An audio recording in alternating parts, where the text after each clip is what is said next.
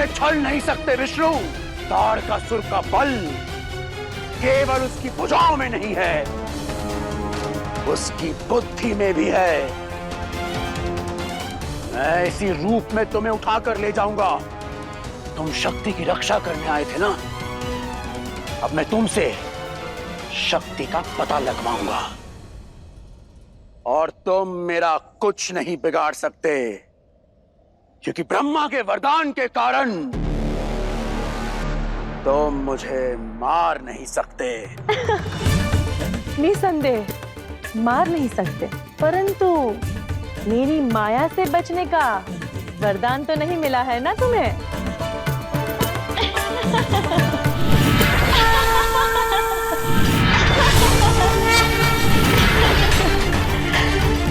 किसे साथ लेकर जाओगे तारकासुर? मुझे ले चलो, मैं तुम्हारी दासी बनने को सच हूँ तारकासुर।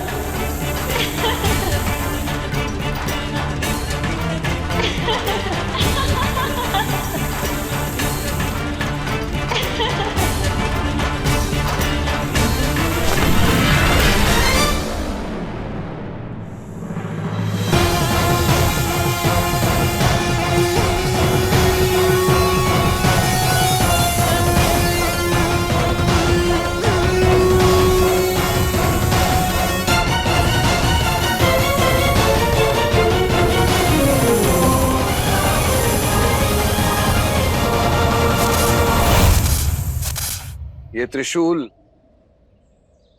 देवी सती का है।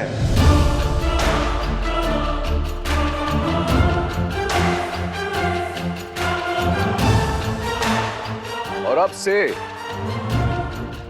ये आपका हुआ। देवी सती महादेव की पत्नी सती?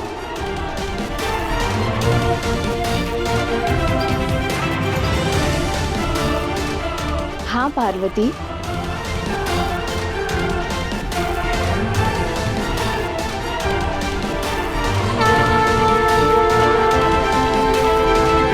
आइए पार्वती, अपने उपहार को स्वीकार कीजिए।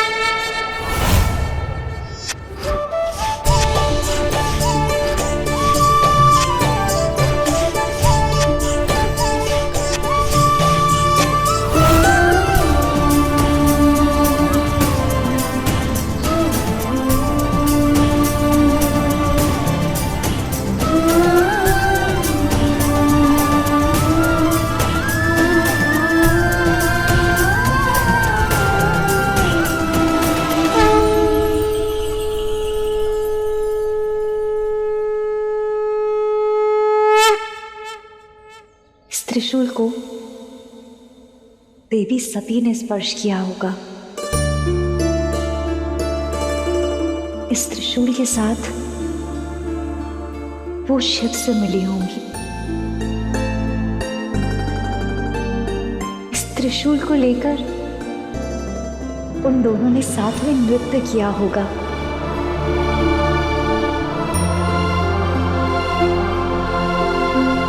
कितना भाग्यशाली है ये त्रिशूल,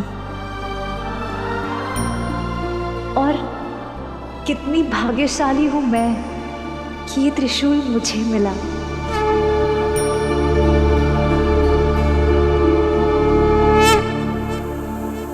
कभी भी अपने शत्रु को उसके आकार से नहीं आंकना चाहिए तारकासुर। मेरे वामन अवतार और बलि की भूल से कुछ नहीं सीखा तुमने?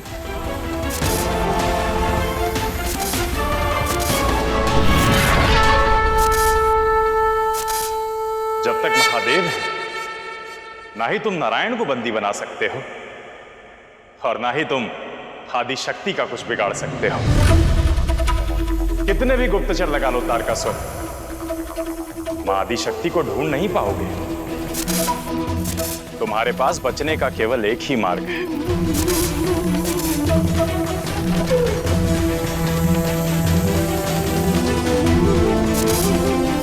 महादेव के शरण में आ जाओ।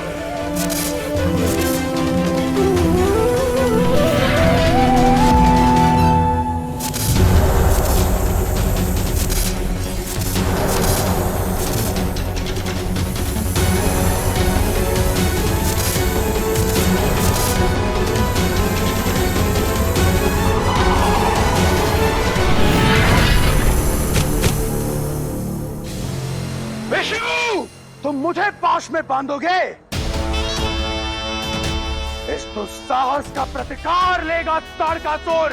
एक कन्या को बचाने तुम स्वयं आए, अर्थात वो कोई साधारण कन्या नहीं है।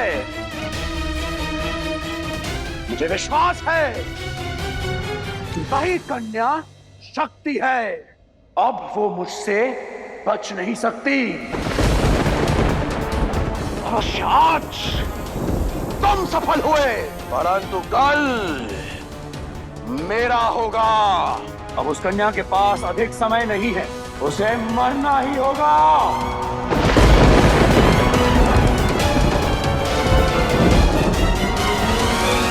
इस बार तो आपने पार्वती की रक्षा कर ली नारायण, परंतु हमारे पास अधिक समय नहीं है। हमें शीघ्र ही शिव और पार्वती का विवाह करवाना होगा। उन्हें एक होना ही होगा। हमें शिव जी को जगाना ही होगा। परंतु कैसे? शिव का तन ही नहीं, मन भी जमा हुआ है। तन और मन को पिघलाने का अस्त्र है मेरे पास ब्रह्मदेव।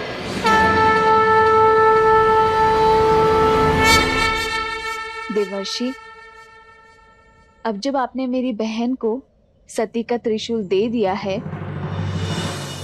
तो उसे सती का स्थान भी दिलवा दीजिए।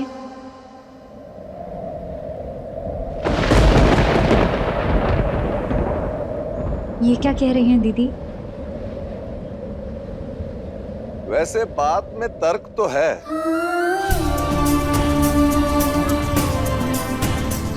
यदि पार्वती शिव से विवाह करने के लिए सज्ज हैं, तो शिव से इस विषय में बात की जा सकती है।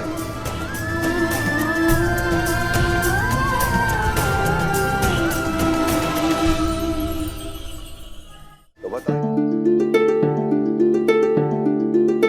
क्यों पार्वती, शिव अच्छे लगते हैं ना तुम्हें?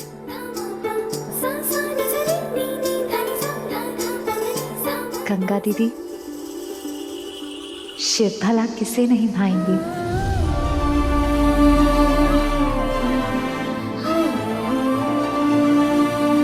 तो बताइए देवी पार्वती, क्या आप शिव से विवाह करने को सज्ज हैं?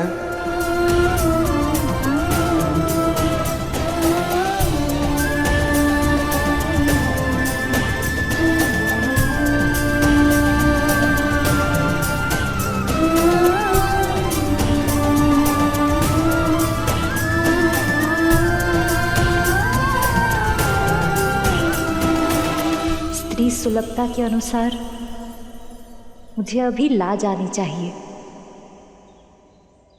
परंतु आपके प्रश्न के उत्तर में मैं लज्जित होकर ये अवसर व्यर्थ नहीं करना चाहती। कभी कभी मौन रहने से स्वप्न साकार नहीं हो पाते, पर आप तो मेरे गुरुदेव हैं। आपके समक्ष अपने स्वप्न, अपनी इच्छा बताने में मुझे कोई आपत्ति नहीं। सत्य तो ये है कि बालपन से ही मैंने शिव को हर क्षण, हर घड़ी अनुभव किया है।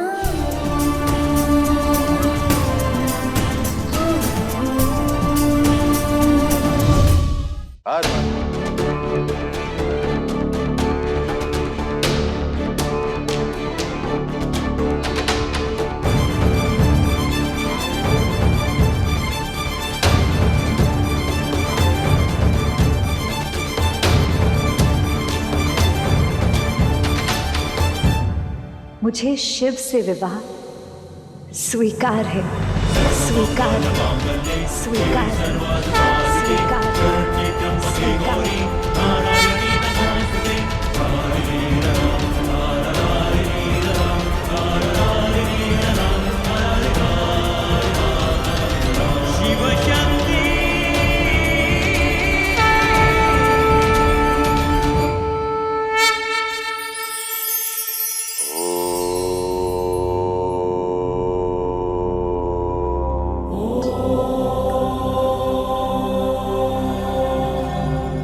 इस संसार में सरलता से कुछ भी नहीं मिलता। यदि आप नारियल की मीठी गिरी खाना चाहते हैं तो पहले उसे छीलते हैं, तोड़ते हैं, प्रहार करते हैं। एक लौह को तलवार बनाने के लिए उसे तपाना पड़ता है, पीटना पड़ता है। एक पत्थर को मूर्ति बनने के लिए चोट खानी पड़ती है। इसलिए यदि जीवन में कुछ भी श्रेष्ठ पाना चाहते हैं तो उसके लिए चोटों का, कठिनाइयों का, संघर्षों का सामना करना पड़ता है। इसलिए जीवन में यदि कठिनाई आए तो ये मत सोचिए कि आपके ईश्वर आपसे रुष्ट हैं, आपका समय आपसे रुष्ट है। ईश्वर तो आपको अवसर दे रहे हैं और समय यह संकेत दे रहा है कि अब आपका सर्वश्रेष्ठ बाहर आने को सज्ज है, क्योंकि संघर्ष के चक्रवात से बाहर निकलकर ही सफलता का इंद्रधनुष दिखेगा।